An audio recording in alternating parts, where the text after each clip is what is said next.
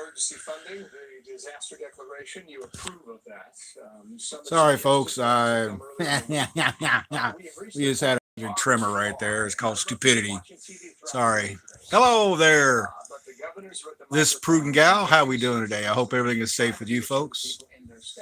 What we're going to do here is Donald Trump is going to come to the podium there and tell us Americans what is going on. So this is my second live chat. I've never done this before, so if I look like I'm an idiot, it is because I am.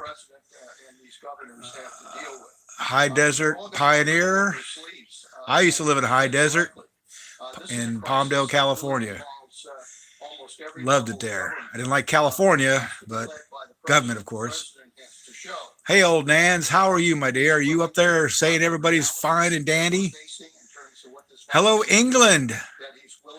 Survive. Yes, sir, that is true. We are going to survive. Let me try to stabilize this picture here. I've got two things going on at once, and obviously I need to stop doing one of them. So let's see if I can get this to stabilize out. Give me just a moment. I won't be able to read anything, so I'm trying to get up another computer set up. If anybody knows how to do this and is better than me, please feel free to. We'll do a chat offline. We're going to have a declaration of a national emergency. Now, what this does is this starts the domino effect for the government to begin. Let's cut off these folks. We don't want to hear them. You want to hear me. You don't want to hear these guys. What this does, folks, is this sets all the dominoes in place for the federal government to provide monies to the states so they can start doing those things we talked about in conversations that you have on the table. How am I going to pay my bills? Who's going to get, how am I going to get to keep my electricity on? The governor of New Jersey just finished talking here a few minutes ago. And what he said was basically, you're not going to get your power turned off. Your utilities are not going to be turned off if you can't pay your bills. There's going to be a grace period. What I would love to see, that I didn't hear the whole thing as I was taking a nap and I got woken up. Somebody told me to wake up. What we're going to start seeing here is your state's governors now declaring states of emergency so they can start asking for that money. It's like anything else. If you live in a little hamlet and nothing's going on, there's no federal money. Now, what really the only thing I find funny is FEMA. I'm not hearing diddly squat about FEMA, but I think today that'll be where FEMA now can start coming in. We just saw photographs earlier of the ladies and our fine men in uniform, our fine women in uniform, doing their part. What concerns me most is if these people become ill or they themselves become the spreaders of the coronavirus, thinking that they're doing a good job. Nobody's immune, folks. Nobody is immune to this illness. I don't care what some of you folks out there have been reading the comments about the flu of the 1918, and the flus of today were 44,000. Look, folks, nobody is immune to this new coronavirus. That's why it's called coronavirus 19. In the year of 2019 is when it was discovered. There's a coronavirus family. This is where it originated, was China. I myself are skeptical as to how it made its way to the humans. Now, through different forms of multimedia, we're seeing that the Communist Party of China is now trying to spin it where it's our fault. And I don't want to, I don't like that. That's just, that to me, that's one reason. But what I did read today was that rumor has it, or speculation or whatever, that China may stop exporting goods that we need because we have turned ourselves into a bunch of, well, let's just say, if your business people had it their way, there'd be no jobs in America. We'd all be going to the shipping docks to get our goods and services provided to us. And I think now that this is going to change. Right now, I've got 27 people taking a look at this video. I don't. Nebraska. Hello, Nebraska from Moonbeam. Hello. I can't say any more than if you're older, you've got some underlying conditions. The best thing for you, if you live in areas where there are now virus positives popping up, to heed the warnings, folks. Here in southern New Hampshire, we have only, as of last night, 6 known confirmed cases, and they're under quarantine or self quarantine and isolation. So the problem is we live just above Massachusetts, and we live next to Vermont and Canada. Now, Maine, I guess Maine's finally reporting in as having known positives. And so people, just the other day, I was at work, and this lady walks in wearing a face mask, and I just said, okay, here we go. And you just got to say, all right, pardon me for the dogs are barking. That's our early warning system, folks. The little one starts it, and the other 2 chime in. It's the thing about owning dogs. All you can do is wait for me to get done. It's probably somebody walking their dog, or a bird chirped, or they're hearing me talk. I'd let them in here, but we would never get anything done after that. We'd be playing with the puppies. But thank you, folks, for coming. I appreciate everybody out there who's taking the time. If you got a notification, thumbs up, please. If I can see all 25 folks with 25 thumbs up, that'd be great. But so far, I only have 12 thumbs up. Like I said, I'm not doing a very good job. I'm using a freaking cell phone. I tried to set up the PC or the Palm Pilot or Palm pad to do this, and it's looking for some software that I don't have. So here we are. What we're doing now is we're waiting for the President of the United States to come to the podium at the White House lawn and, say what he's got to say. There's no schedule for when he's doing this, so I apologize for having a commercial. I hope everybody out there is feeling well. I hope everybody out there is prepared. Why we are preppers is exactly for today. This could be an attack on the country, the homeland. This could be severe weather situations like what happened in Tennessee. Folks, this is the real deal here, folks. This one this one creeps upon you like the I guess who is it that comes up behind you with a sickle? Father Death. He's standing behind you because you were at a grocery store. Somebody sneezed 10 minutes before you, and you ran your hand on the counter, or you pushed the buttons on the keypad, and you brought your hand to check your glasses to push away the hair, and now you've got coronavirus on your face. And after a few minutes, you touch your mouth, and now you've got it. Or, heaven forbid, you pick up and you hug them. That's the part that's scary, folks. Is you don't know how you're going to become exposed. I can imagine some of these guys walk around going, "I have no clue how I got it. I have no clue how I got it." And you're just sitting there going, "Okay, well, great. That's wonderful because you tested positive for it. You were asymptomatic, and now you've got it. And you've been spreading it. You didn't even know you were spreading it."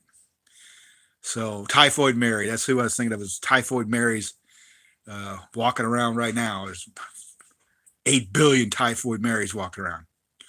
And now I've heard of a different therapy that I'd like to talk about, where the antibodies of a person who has been cured or naturally cured have that ability now if they are to be reinfected, those antibodies should have the body's immune system attack the coronavirus in this form.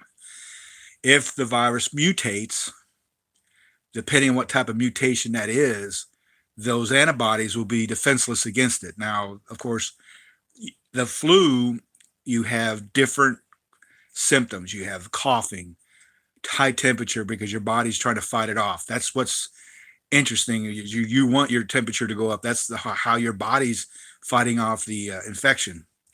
Unfortunately, when that temperature does go up, other things kick in that causes problems, pneumonia, and that's what's killing a lot of people right now. Is they're drowning in their own body fluids because the lungs fill up full of liquid, and they're not able to get it out, expire it, and you die.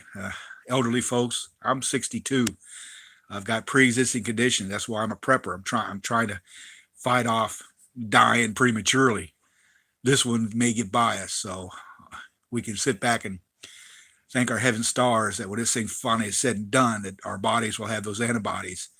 If you're young and you contract it and you do test positive eventually, you may not even become ill. You may go through this entire thing and feel fine as the day of tomorrow. But for a lot of us out there, the older generation or baby boomers, this is death knocking at the door.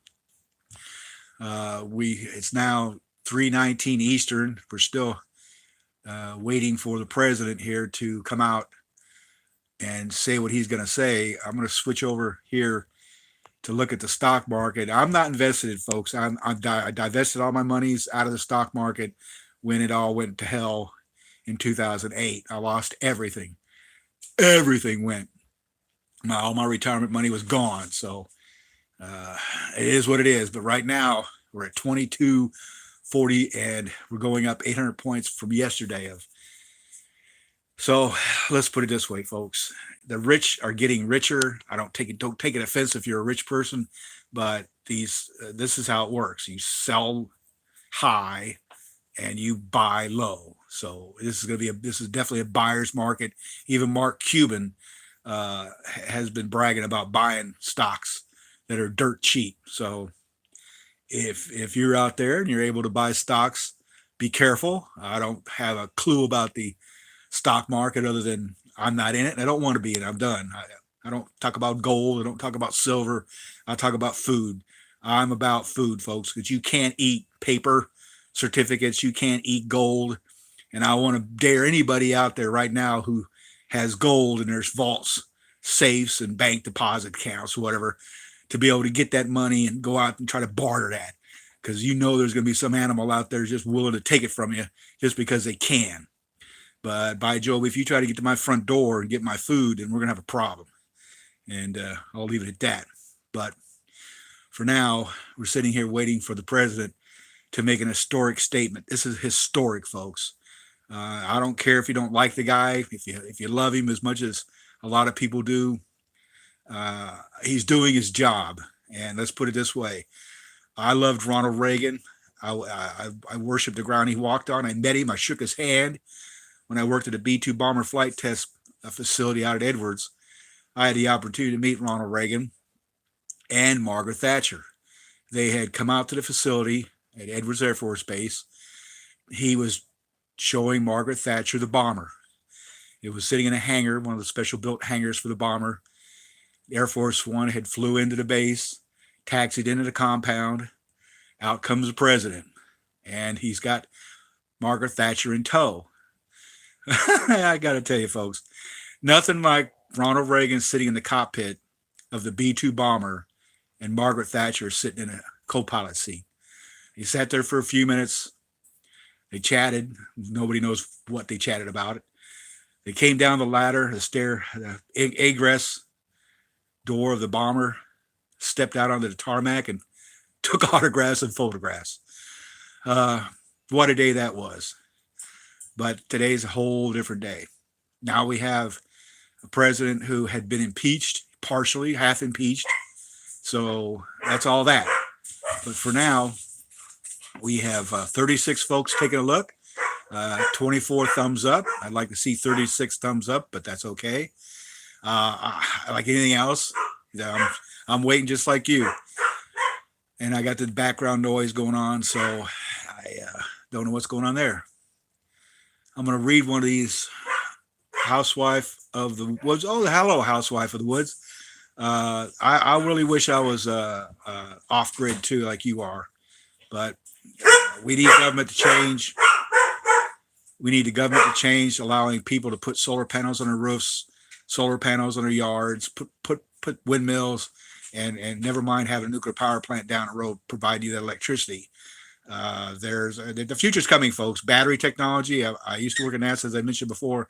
After I worked at the Air Force Base at Edwards on the B-2 bomber flight test program, I was fortunate enough to work at NASA on a mobile telemetry group where we deployed our equipment to the field, and I kept pushing fuel cell. So we'd have to bring generators out to use gasoline or diesel, and all the environmental impact reports and paperwork that had to be filled out while we were out in the desert supporting some of these classified flight missions and some of the just public ones. But we need to start telling our representatives to allow the solar and the geothermal, the wave. There's even energy coming out of rivers. I believe it's the Hudson River now, correct me if I'm wrong, has underwater turbine producing electricity while that river ebbs and flows. So what I'm really curious to see today is, after the president talks, what that stock market does. It's closing in 5 minutes. I think the stock market closes at 3:30 or 4 o'clock. So I think what he's waiting for, I got to be honest with you folks, I think he's waiting for the stock market to close. Today's Friday. It's Friday the 13th. Anybody want to make a comment about that? You can. It's Friday the 13th.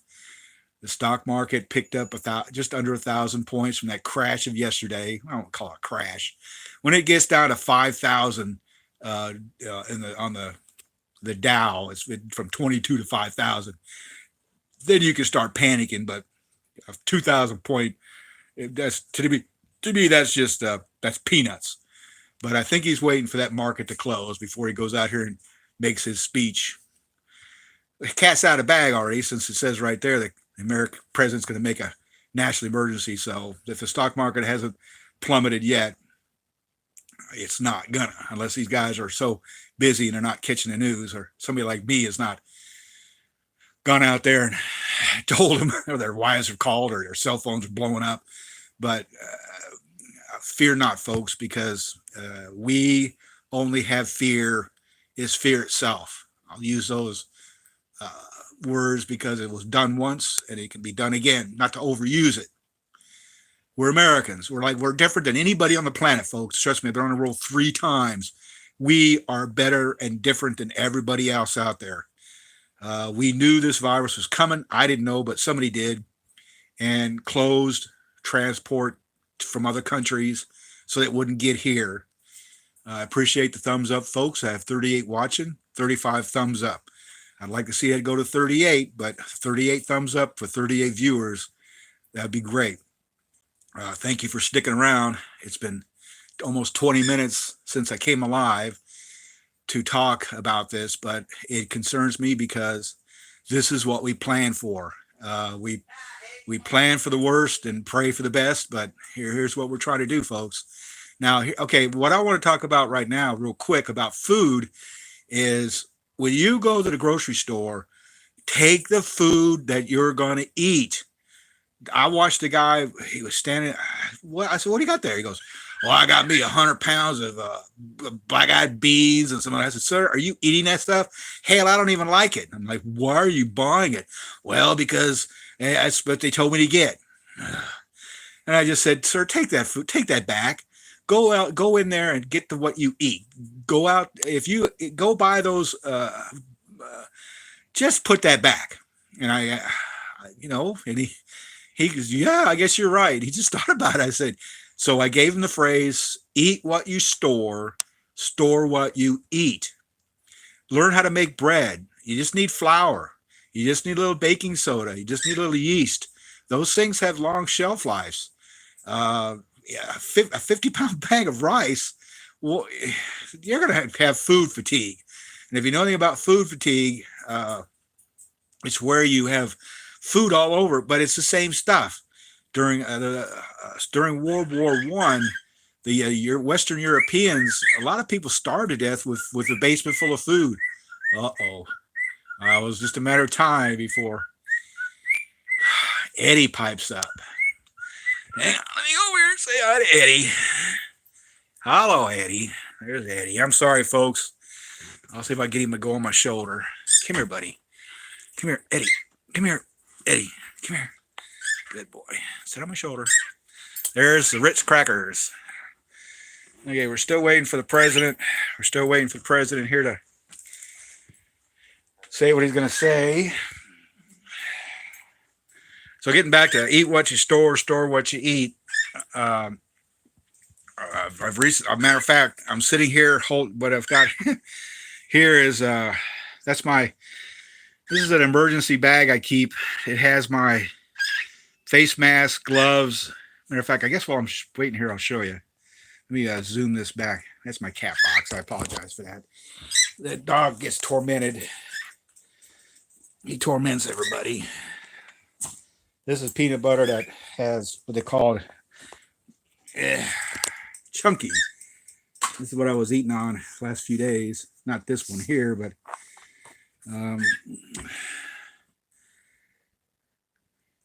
this won't work.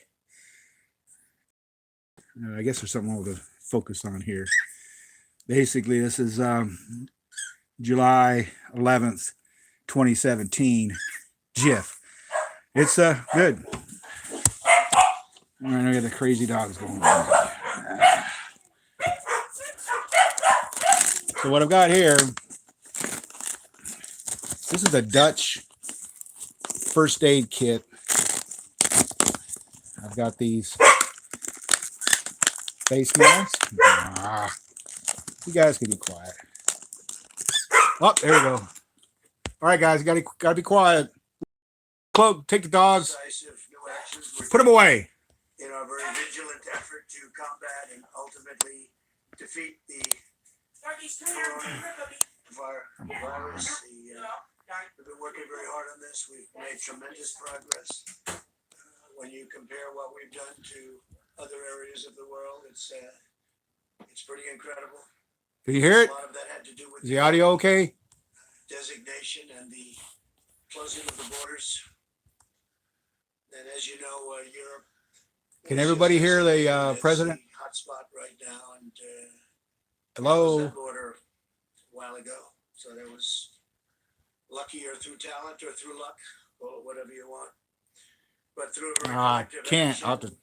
and shared sacrifice, national determination, we will overcome the threat of the virus.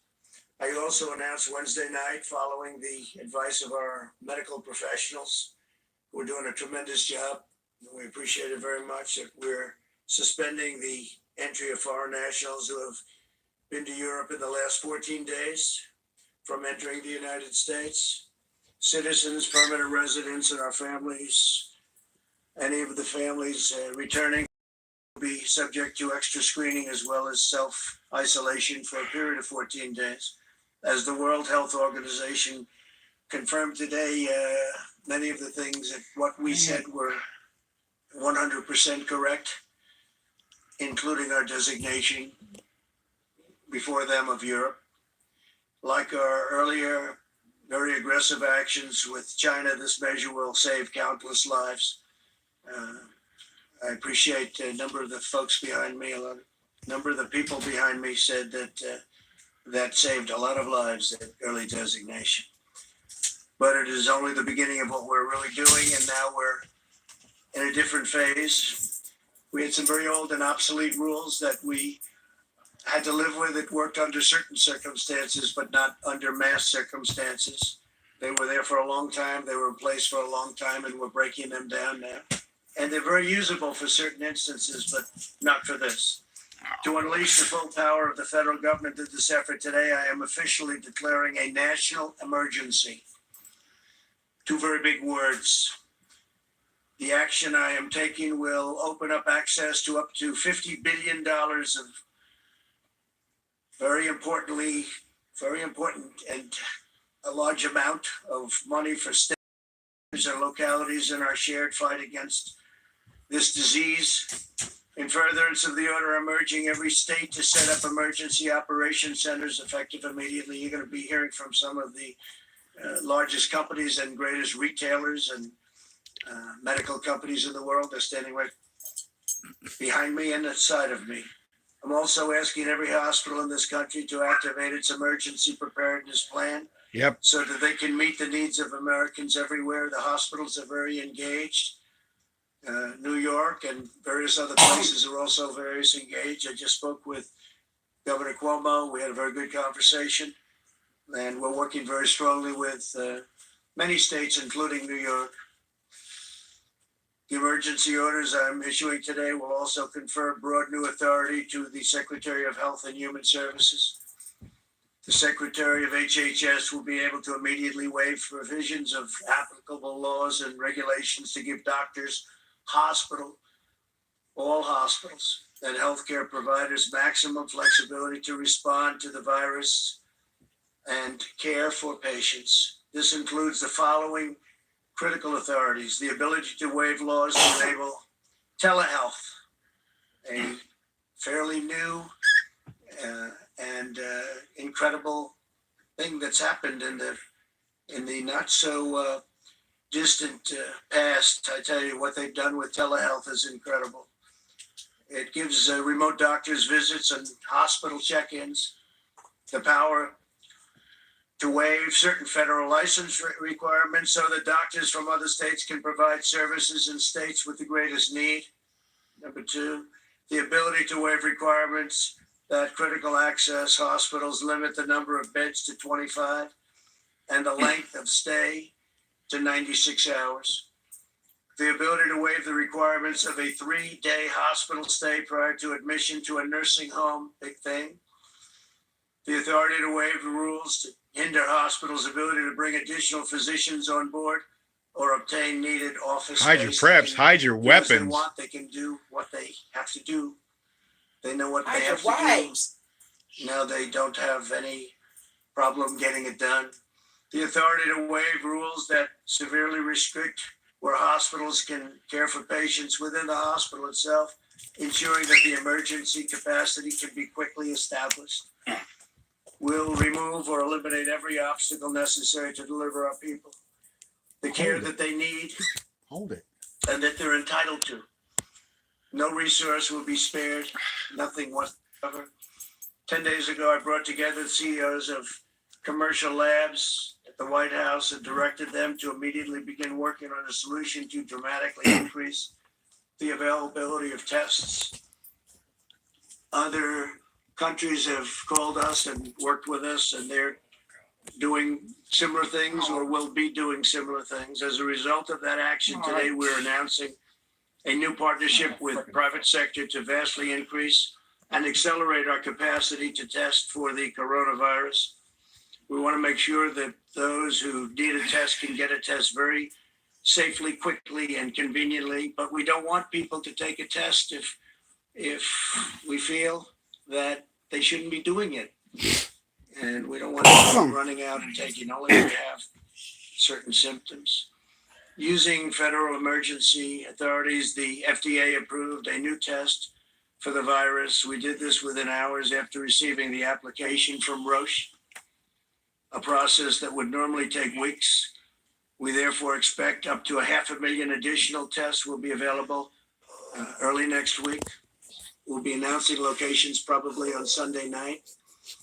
I want to thank Roche, great company, for their incredible work. I'd also like to thank Thermo Fisher. The FDA's goal is to hopefully authorize the application within 24 hours. It'll go very quickly. It's going very quickly, which will bring additionally 1.4 million tests on board next week and 5 million within a month. I doubt we'll need anywhere near that. At the same time, we've been in discussions with pharmacies and retailers to make drive-through tests available in the critical locations identified by public health professionals. The goal is for individuals to be able to drive up and be swabbed without having to leave your car. I want to thank Google. Google is helping to develop a website.